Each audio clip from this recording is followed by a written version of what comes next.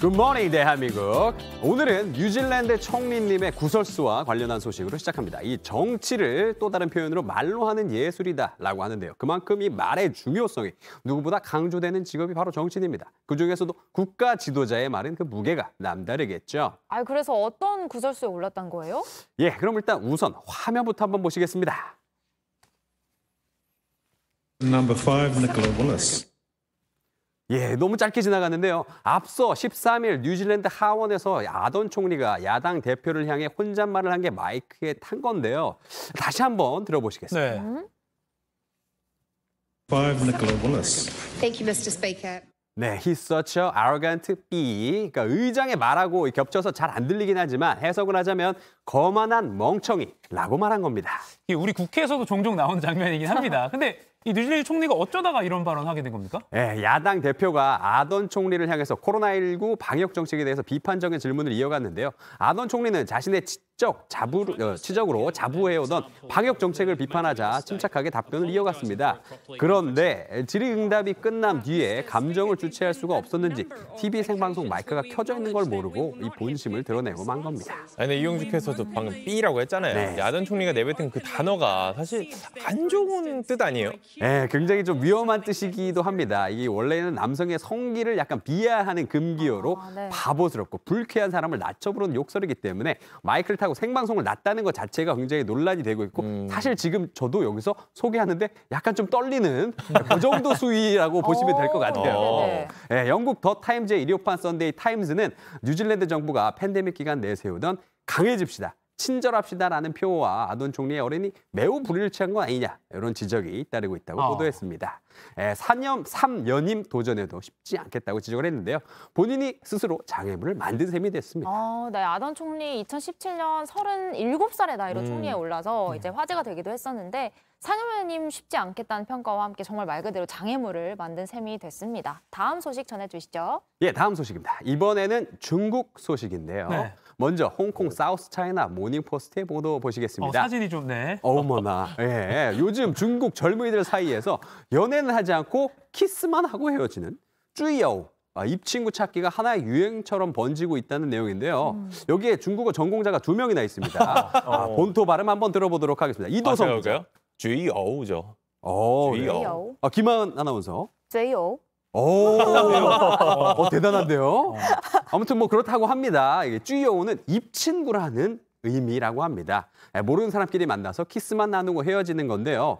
진짜 연애를 하고 싶지만 오랫동안 서로 알아가야 할 만한 이 여유가 없는 상황에서 찾는 대안이라고 매체는 설명했습니다. 난징대 심리건강교육연구센터는 입친구 현상에 대해서 이렇게 설명을 했습니다. 많은 젊은이들이 연애 경험 부족, 낮은 자존심 등의 이유로 관계에 대해서 감정적인 준비를 하지 못하고 있다는 이 세태를 반영하고 있다는 겁니다.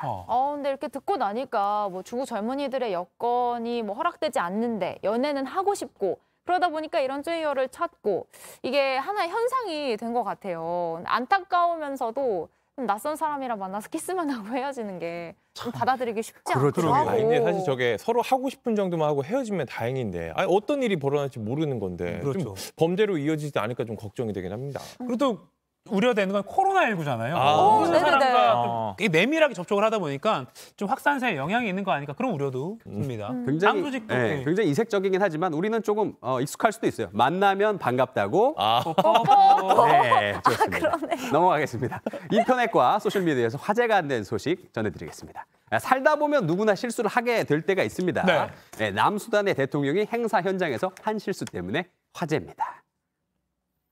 남수단의 도로 기공식 현장입니다. 살바키르 마야르디트 남수단 대통령을 비롯해서 많은 정부 관계자들이 참석을 했는데요. 근데 행사 개최를 알리는 국가가 흘러나오는 사이에 저 대통령 다리 사이에서 어떤 액체가 흘러내려오는 것 같아요. 저 제가 생각하는 그건가요? 왠지 그거 맞는 것 같아요. 매체는 대통령이 소변 실수를 한 것으로 보고 있는데요. 카메라맨이 이렇게 뒤늦게 알아채고 황급히 다른 쪽으로 카메라를 돌렸지만 TV 생중계되고 말았습니다. 어쩌다 저런 자리에서 아유, 정말 보는 사람도 당황스러운데. 네. 예, 살바키르 마야르디트 대통령은 올해로 71살인데요. 노인성 질환 중 하나인 요로 감염증을 앓고 있지 않나 이렇게 추측을 하고 있습니다. 근데 문제는 이 다음부터입니다. 사실 살바키르 마야르디트 대통령은 이 남수단 초대 대통령이면서 헌법을 개정하면서까지 독재를 하고 있는 인물이거든요.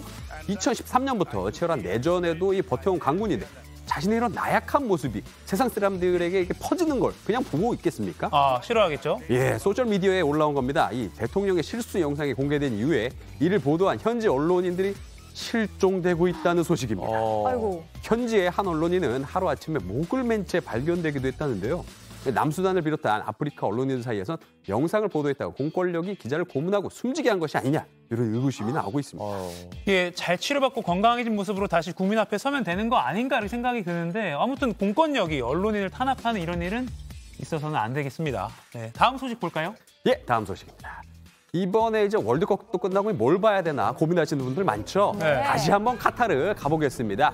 축구도 끝났으니까 예, 카타르의 이색 경기인 낙타 핸드볼 보시는 건 어떨까요? 어머. 낙타 타고 저렇게 핸드볼 하는 거예요? 예, 선수들이 낙타 등에 올라탄 채 경기장을 누비다가 공을 이렇게 막 던지면서 서로 패스도 하고 낙타와 일심동체가 되어서 환상의 호흡을 보여주고 있습니다.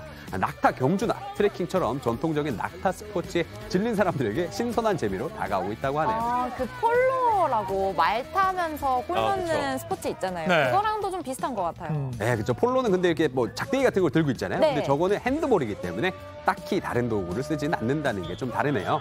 낙타는 카타르의 대표적인 관광 상품이라서 이번 월드컵 기간 동안 밀려드는 손님을 받느라 낙타들이 초과 근무를 하고 있다라고 저희가 한번 전해드렸죠. 네. 카타르 월드컵 동방석에 이 낙타들 허리가 휘었다는데 이제 조금 다른 모습 보여주면서 한숨 돌릴 수 있기를 좀 바라봅니다. 그러니까 낙타 타기 체험도 힘든데 사실 이것도 보니까 그렇게 쉬울 것 같지 않아요. 그냥 힘들어 보여요. 낙타가 쉬는 게 제일 낫지 않나요? 그렇게 생각되네요. 태국 같은 경우에는 코끼리 축구 경기가 있어요. 낙타도 가능하지 않을까 싶은데 그럼 이제 그 경기 새벽에 축구 전문가 패너님 해설 가능하실까요? 가능할 것 같긴 한데 이 낙타도 이름이 있을 거 아니에요? 네. 그럼 이제 밈이나 쫑이나 이름 말하면서 해야 되잖아요. 네. 낙타 닉네임을 선수 이름 말하는 게 더 편할 것 같아요. 굳이 안 하신다는 걸로 알겠습니다. 알겠습니다. 이 또한 새로운 장르가 될 것이 아닐까 기대를 해보면서 월드클래스 제가 준비한 소식은 여기까지입니다.